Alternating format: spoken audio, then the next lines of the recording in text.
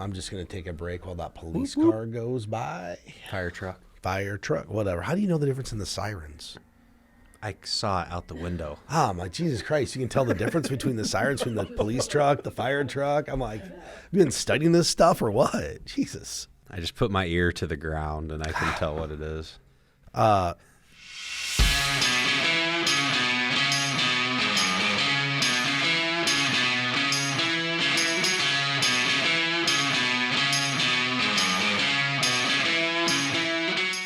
Welcome back to the Behind the Well show. Roger back with Elias, and you're gonna get a kick out of this. Okay. Remember how you said you weren't gonna make a New Year's resolution? Mm-hmm. Well, and the last show we always talk about like how most resolutions don't last like a week. I know someone who made a resolution and hasn't done it once yet. I can't disclose that person. 5 days in. 5 days in, they're yet to accomplish the resolution. It's not that hard of a resolution. I can't say who it is. What's the resolution? I can't say. What do you mean? So you can't say what it is? How do I want to do it? Who it is? Someone made a commitment to do something on a daily basis at a specific time. Okay. Yet to accomplish it. I know exactly who. I know who it is. Nobody else does. It's someone in this office. I'm not going to say who it is. But it's not me. Here's what I know. It's not me. I didn't do resolutions. I know, so if you but don't do them, you can't. Dude, fail I thought at you'd get them. a kick out of this because I called the person. I'm like, so, dude, like, have you accomplished that resolution yet? They're like, one time. I'm like, no, you didn't. I know you didn't. So, if you're still doing your resolution, keep going. If you set a resolution and you haven't accomplished it, maybe try to do it once. Or you can be like Elias and just not even do a resolution. Yeah, be more like me. Don't set unrealistic goals for yourself just because it's a new year. So we set resolutions for the show. We try to change things up, and I asked you what the resolution was for this year's show, or I guess theme of this year's show. And I think one of the things we're going to carry into 2024 is this idea of just personalized advice. If you take a look at all the gurus out there, it's all really just blanket advice that has general meaning to people. It does. And in general, it's typically pretty, in general, good advice. It's just not personalized. It's not personalized. And I think when people want to go to the next level with their finances and their financial future and their retirement and their wealth building, you're going to have to get into the world of personal advice and personalization to get there. It's not going to happen just with blanket advice. Probably not going to happen just by Google searching either. I mean, maybe. Sure. Be a lot of time, but it goes back to what's the key component that we always talk to people about. Do you have the time, the desire, and the knowledge to actually do that? And if you don't, then you get a professional. I forget who the guy that said it takes 10,000 hours to become an expert in something. So that's a common thing. So that's really the question. If you think you're a do-it-yourself, or do you have 10,000 hours to commit to this, to get to like a level of knowledge that you could just pay somebody to do? And then what's 10,000 hours of your time worth? $10 an hour. Jeez. Sorry. Is that $15 an hour work? Sorry. Well, it's pretty easy to figure out. If somebody just took what they make on a weekly basis, let's say someone makes $100,000 a year, right? And 40 hours in a work week. So they make, what's it come out to be, $2,000 a week? So they're making $50 an hour. So is it worth it for you to just put all that time into something when you can do something else? It's a good point you're bringing up, and it's something, typically when we're talking with potential clients, it's not a lot of people who are coming to start to transition into retirement. They've already kind of conceded the fact that they want help and they need help.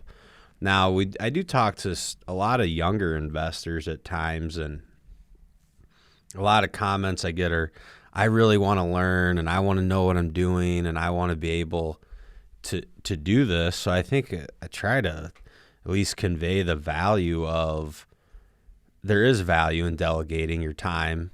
There's value in delegating your knowledge, delegating the desire, right? Because that's really what we're fulfilling for people. And kind of the other side of it is there's, if you're going to be a do-it-yourselfer, that's fine. But I also let people know a lot of times I don't think there's an example of someone who started getting advice at a young age, stayed with a firm for a long time, took their recommendations, did financial planning, did the risk management, did all the things that we would have someone do that's a client that's really engaged in doing everything, and they weren't successful with their money. So, if you want to spend your time to just kind of figure it out on your own, that's great. But isn't there value in paying to get what you want, which what you want is to be successful with your money?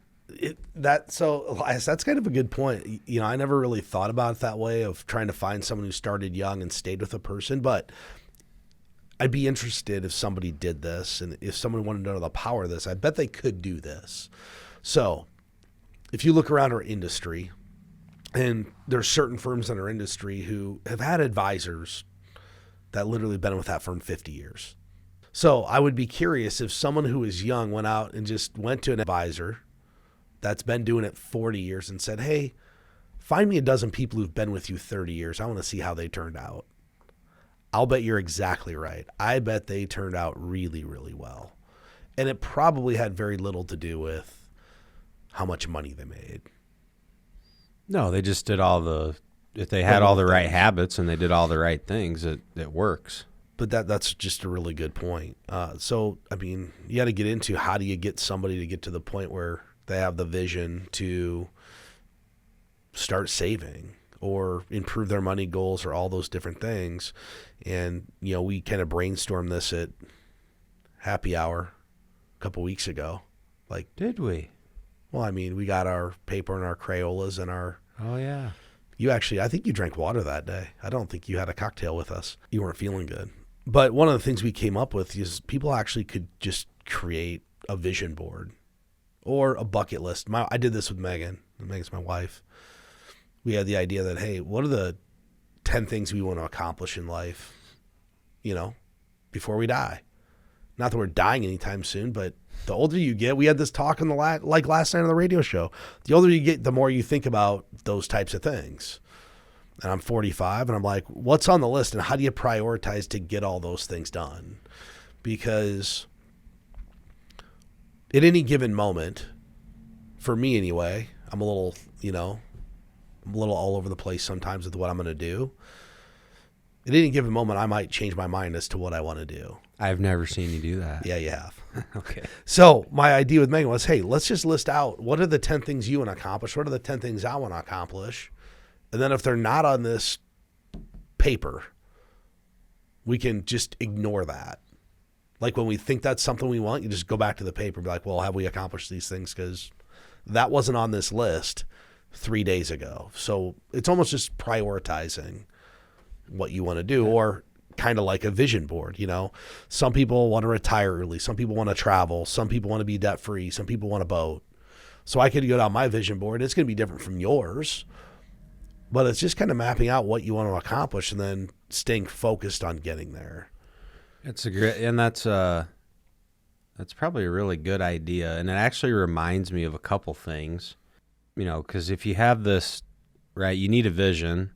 But I think it's also good, this exercise of create a financial vision board. So when I was playing football, we had a coach that one of our drills, he called it visualization period, where you didn't actually run, you didn't do anything, but we would either lay down in the grass or sit down in the grass and visualize yourself doing things correctly.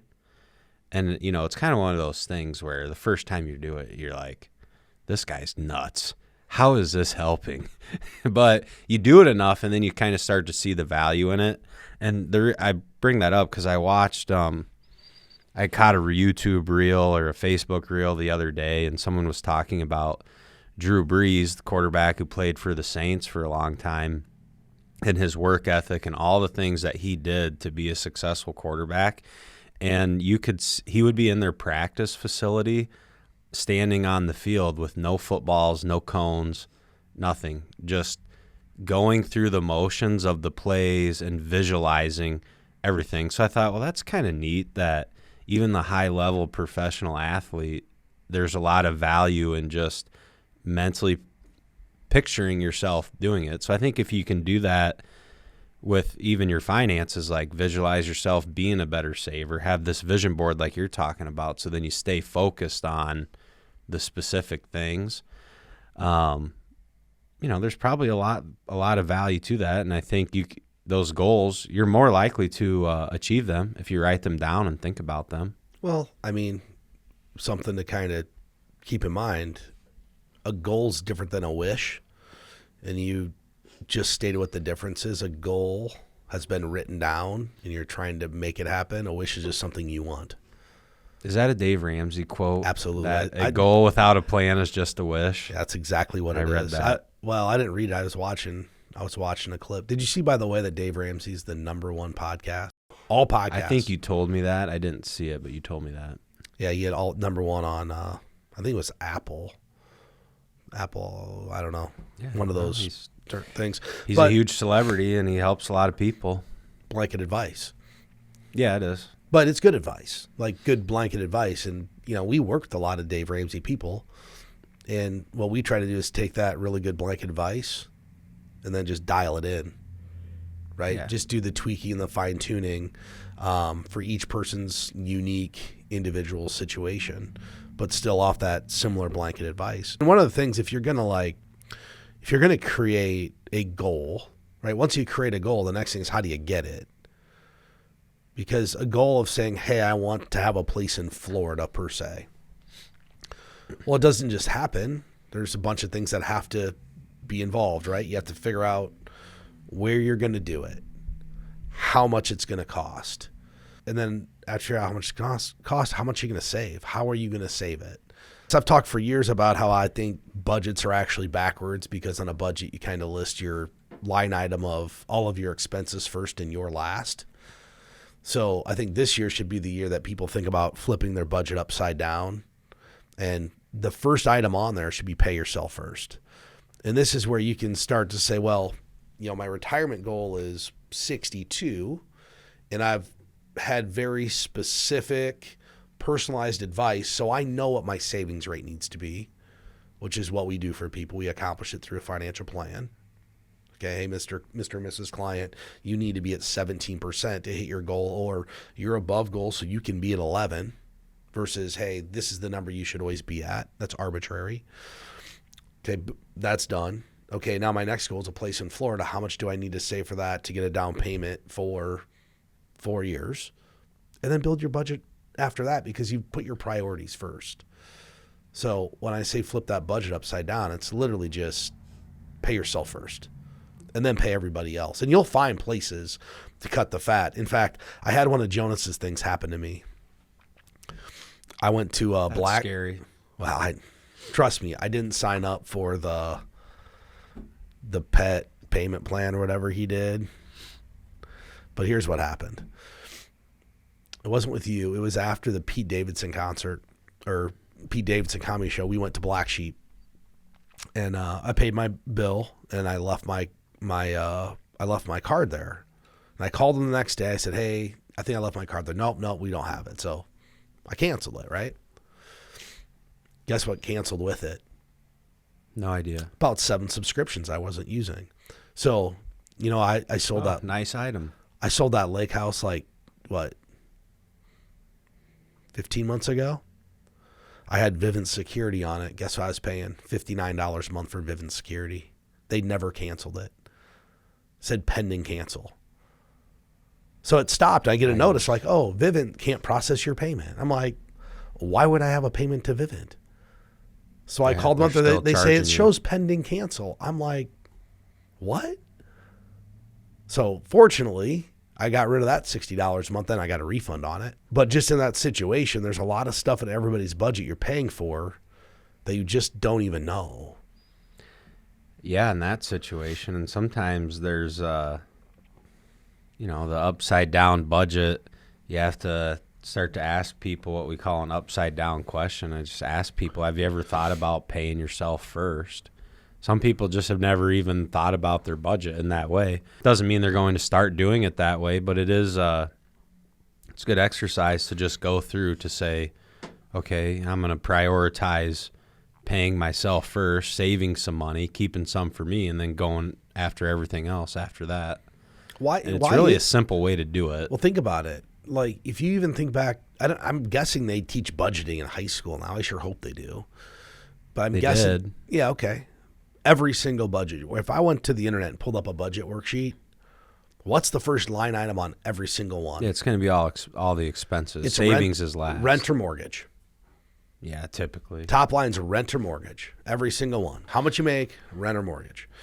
Which is fine, but it kind of goes back to what I talked about, that if you have that vision board, people get caught in the moment. Oh, my friend got a new house. We should get a new house. Well, if a new house isn't on the 10 things on the vision board, you can just say, well, it's not really a priority. It's only a priority because of the moment. And it kind of helps you get back on track if you know what the priority is. I agree with that. So, Elias, as we kind of work through 3 things, I'm bringing to the table today to help people tailor your financial decisions. The third one is protecting and growing your wealth. And, we've been fortunate. The stock market had a really nice year last year. And we're back to this point where many people are close to their all-time high in their account. Maybe some are a little higher, depends on where your asset allocation was. But you shouldn't be like 20% off anymore. And this is the time where people should start to think about their risk management strategies. And I know I had a meeting with an individual yesterday that they asked me this question. In fact, it kind of went like this. The individual said, I know the stock market's going down. And I said, well, how? Well, I just do. Okay. And I said, that's a compelling reason. Yeah. And I said, well, it might. And the person asked, what do you think? Yeah, and very well could. I said, I don't know what it's going to do over 12 months. But what I am gathering based upon our conversation is that you're concerned with your risk, 7 years from retirement. And I said, now's the time if you want to, put in some risk mitigation, some risk management strategies. Now's the time to do it. When the market's at an all-time low, that's not the time to do it. You're protecting more downside. The time to protect downside is when the market's high. And it's relatively high to where it was 12 months ago. And that's one of the things that, when you have a tailored financial plan and you're making tailored financial decisions specific to you, you can go build a strategy like this that's in concert with your time frame, when you're retiring, how much you can afford to lose. And that's what we did with these individuals. And they walked out of here, I'm pretty sure, they felt a lot better than they did when they came in. And that's a good thing. It's a good thing that they felt better, and hopefully, that's kind of interesting you bring that up, because it's, basically asking you about market timing, right? And I think the reality is isn't that, I believe the average in a single year, top to bottom in the market, is like 12 to 14% anyway. I think you're right. I actually think it's 13. Right, I think somewhere right there. in there. Like the drawdown at some point throughout the year. Yeah, and it might not be all at once, but just when you look at what the high was of the year and what the low was of the year, it's typically right around 13%. Drawdown. And it's positive 80% of the time. Right. And continues to go higher. And the companies, a lot of the guidance on the companies in the stock market, they believe their revenue is going to be good, and they believe they're going to have good earnings this year, which should be good for stocks. And they're not putting out, one of the, like when they put out the guidance and the things they talk about, they're trying to help investors like understand what's going on, right? Like it's not smoke and mirrors. That's how they're running their companies. Now, 2024 is going to be an election year, so there's going to be some excitement. And will there be fluctuations? Yeah, there absolutely will be. But like you're talking about, are there risk management strategies you can implement to help you kind of cope with some of those fluctuations or maybe smooth out the ride? But I don't, the answer is not, well, I'm going to start timing the market. No one's been able to do that successful.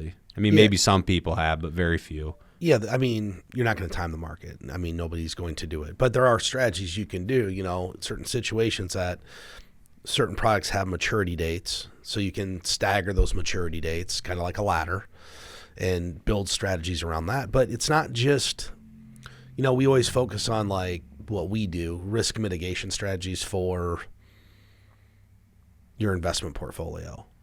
But there's a segment of people out there that actually need to have financial risk mitigation strategies that don't relate to investments. So think about it. We work with a lot of physicians, a lot of doctors. They have a different set of hurdles. I mean, their number one risk mitigation strategy is probably their malpractice insurance, making sure they're insured properly if something unfortunate happens, which I would guess in that industry, it's going to happen. At some point, you're not going to get a positive outcome every single time you treat a patient. Not possible. Would think at some Too many point. things going on. Yeah. So for a physician, it's the risk mitigation, or, they're also, doctors and physicians are faced with this challenge of, they roll out of school with $500,000 of debt. So for them, the risk mitigation in some cases isn't, hey, I'm not that worried about my investments. I'm more worried about how do I knock this debt off and how do I manage the cash flow and all these different things that go along with it. Knowing that I'm in this tax bracket that's as high as anybody. So you think about a doctor, they just have so many moving parts, and risk mitigation on their investments for a lot of them is last. They're more concerned about risk mitigation on making sure they always have a paycheck because they need the cash flow to pay the student loans and pay the taxes. Yeah, and those, your investment, right? Your investment portfolio fluctuating's probably not for what you just mentioned. Like, if you don't have any malpractice insurance, that's way more risk than your stock market portfolio fluctuating over the years. Well, and what I've found with the individuals that I work with, once the student loans are paid off, it's a lot easier to focus on the retirement part of it. Yeah. Because if you think about a doctor, and my best friend's a doctor. They have a unique set of challenges because they're in college for 10 years in some cases. By the time they go through undergrad, they go through med school, they do a residency or fellowship. They got like 10 years in. So they come out, they're like 34. They had $500,000 at least as student loan debt, likely, unless mom and dad cash flowed or somehow they paid for it. It's going to take them, if they start out making a good check, it's going to take them 5-ish minimum years to pay this off probably. So they don't get to start saving till they're 40. Let's call it 40. Get serious about it. They've only got this 20-year window to save. Right? So they missed out on the first. So you got to hammer it. Yeah. Hammer it, but then not only that, let's say they have a lifestyle we're making $500,000 a year, and they want to keep their lifestyle in retirement. They can't just accumulate $2 or $3 million. Yeah, you need they're going to more. have to. So, I think a lot of people look at that profession and say, man, they have a lot of money, but what you don't realize, they have to save a lot of money to keep that lifestyle, like a lot, or work longer than they probably want to. So that's a really unique situation where you have to work with that subset of people and figure out how to make all of these 3 or 4 different things work so they can protect their wealth but also grow it at the same time. Are you ready to take control of your financial future? The financial professionals at Premier Investments and Wealth Management are the guides you've been looking for. Picture this: a financial plan tailored exclusively to you. Our team of experienced professionals will work closely with you to understand your aspirations and develop a personalized roadmap to get you there. Whether you're dreaming of retirement, buying a new home, or sending your kids to college, we've got the tools to give you confidence in your financial life. We'll help you navigate saving and investing, retirement income, and tax strategies. Our job is not just about making money. It's about helping our clients make smart choices. We'll provide you with the tools and knowledge to confidently steer your financial ship toward a brighter future. Are you ready to embark on your financial journey with confidence? Visit www.btwealthshow.com or click the link in the description of this podcast. Your financial future awaits. Well, and one of the key things is first identifying what those challenges may be. So you just spoke about what some physicians and surgeons, their challenges. Other people we work with, like business owners, there could be unexpected expenses. Funny, not could. There will be unexpected expenses. Yeah, right. It's like, it's going to happen at some point. I made a comment to Molly like 8 months ago. I'm like, man, all the one-time things are over. Guess what? Every month there's another one-time, unexpected $5,000 item that, oh yeah, we didn't know that was coming, but it's here. Right, and that's never going to stop. No. That challenges business owners, right? Yeah, if you look at business owners, a lot of times business owners are the worst savers for themselves.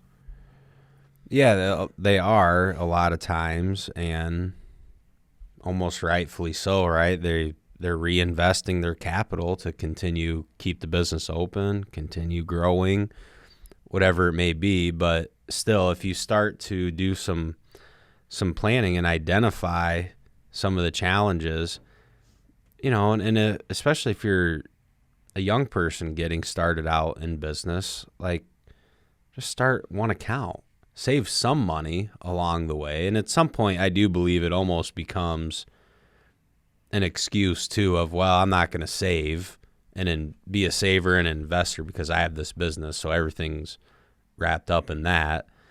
Well, you also have to there's plenty of businesses out there that, although they can provide you a good life and you can make a good living doing it, they may never have a price tag on it that's $5, $10, $20 million. And There's everybody thinks their business is worth more than it is because it's worth more to them. Yeah, of course. So the best thing a business owner can do, if there's one listening to the show, is whether you want to do it or not, is just go start a retirement plan for your employees.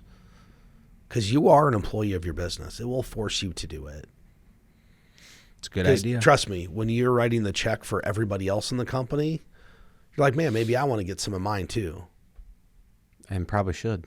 And you should. Like, you should treat your business, part of it's a job because that's how you earn your living. So you should treat that from a retirement standpoint like a job, but the rest should be, hey, yeah, this is my business and we want to grow it. But if most business owners out there, a lot of business owners have great cash flow. Okay. And many business owners have their spouse working for the business. Just go max out your 401ks. Max them out.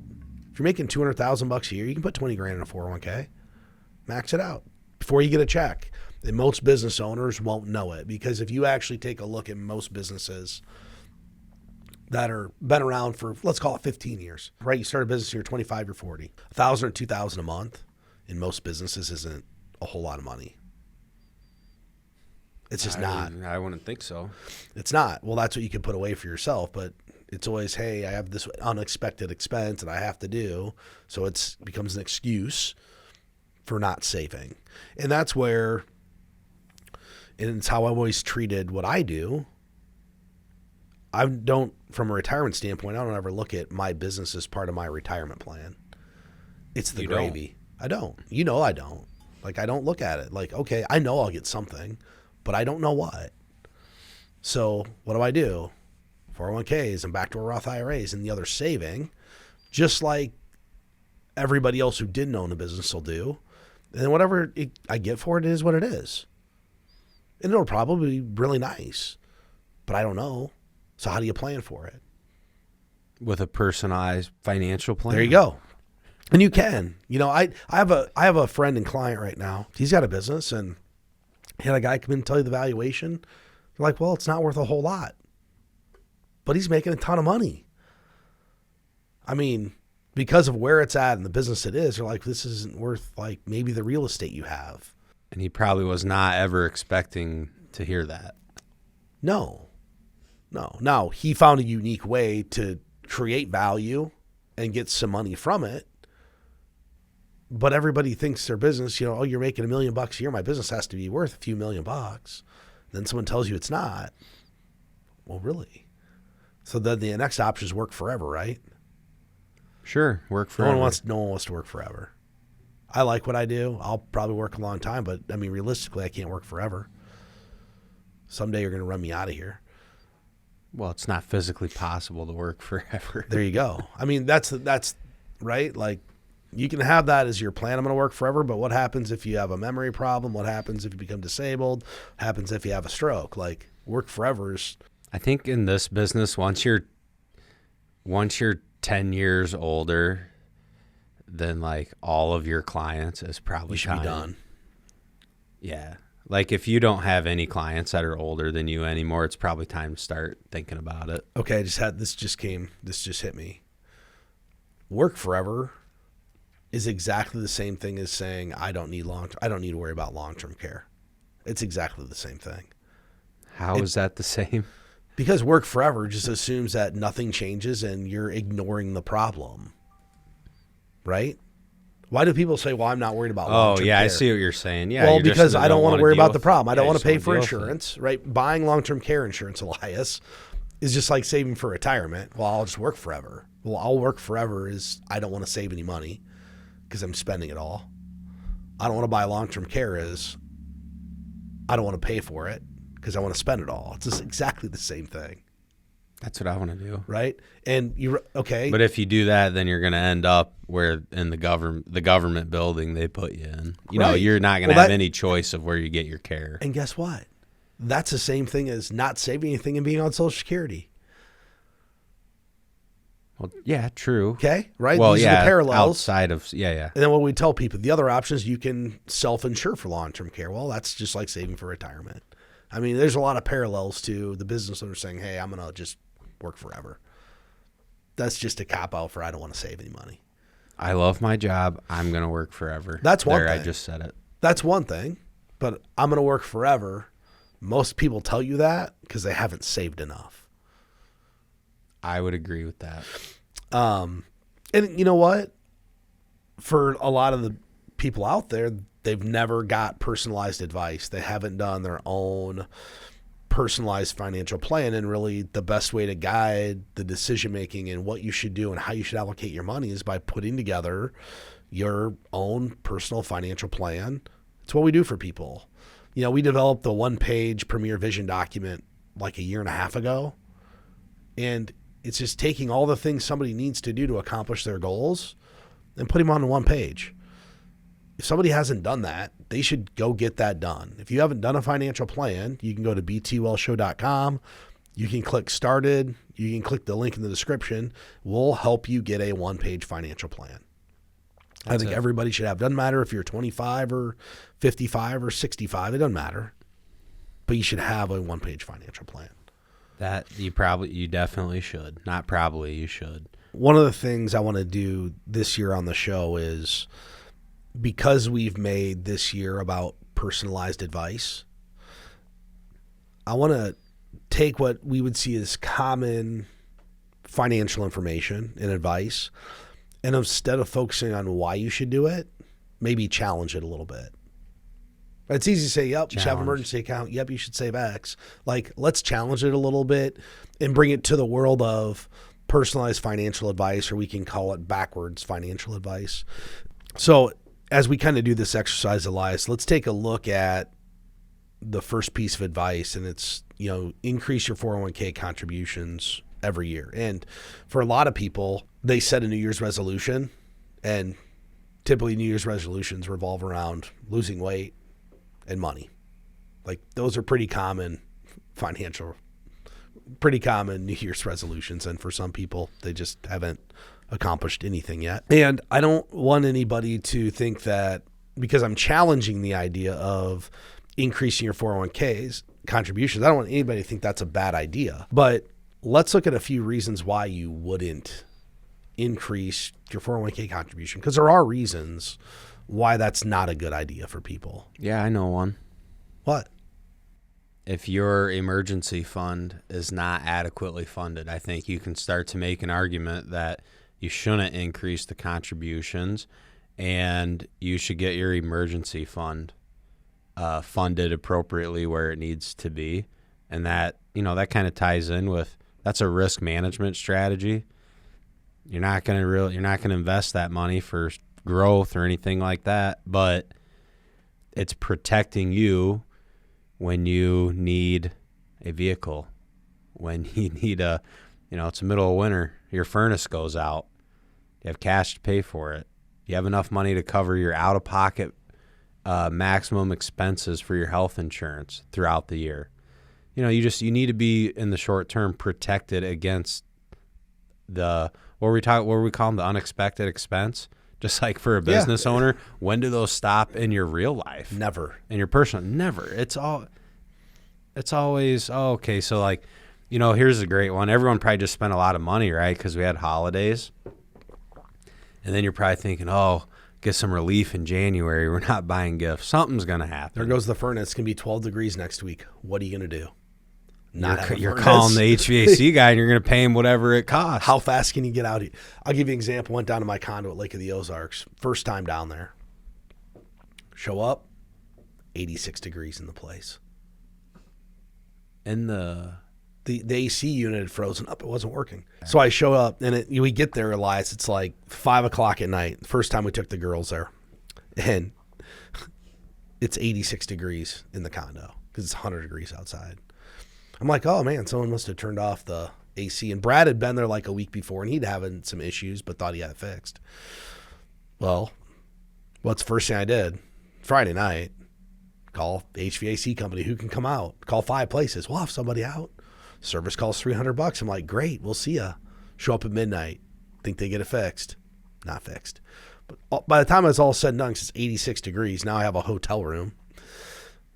I spent like $700 or $800 on emergency service calls, but I was willing to pay whatever it took to get it fixed because we're 5 hours away from home and I don't want to stay at Margaritaville for 7 nights. But that's the point. That was no one expected that I'm going to show up and it doesn't work that way. Just like nobody expects that next Monday when it starts to get cold, they're going to have to call and get the heater fixed. And that's why the emergency fund is key to all of this. It is. So that would be in my mind a reason to not contribute more to your retirement. You got to get the emergency fund filled up first. Well, and the key there is, okay, so you put an extra $2,000 in your 401k. What's that going to do if you don't have any money in your bank account? Nothing. Yeah, because if you have a real emergency, you're going to have to rob your retirement anyway. Yeah, you're going to rob your retirement or you're going to have to use a credit card and pay 18% interest because you're probably not going to pay it off because you couldn't save up the money anyway. So that's probably the number one reason why you wouldn't increase your 401k contribution. The second reason is depending upon your 401k plan, some 401k plans don't have many options and you may not like those options. I'm not going to say whether the options are good or bad. They just may not be perfect for your unique circumstance. Most 401k have general options that are pretty good, but you may, and this is what we have people typically do, get your full company retirement match, go set up a self-directed Roth IRA, max that out, whether it's because you're eligible to make contributions or you're doing backdoor contributions, and then go back to your company retirement plan and increase it. So I do have a story about this, about 401k choices not being great. It actually technically was a simple IRA plan through a company.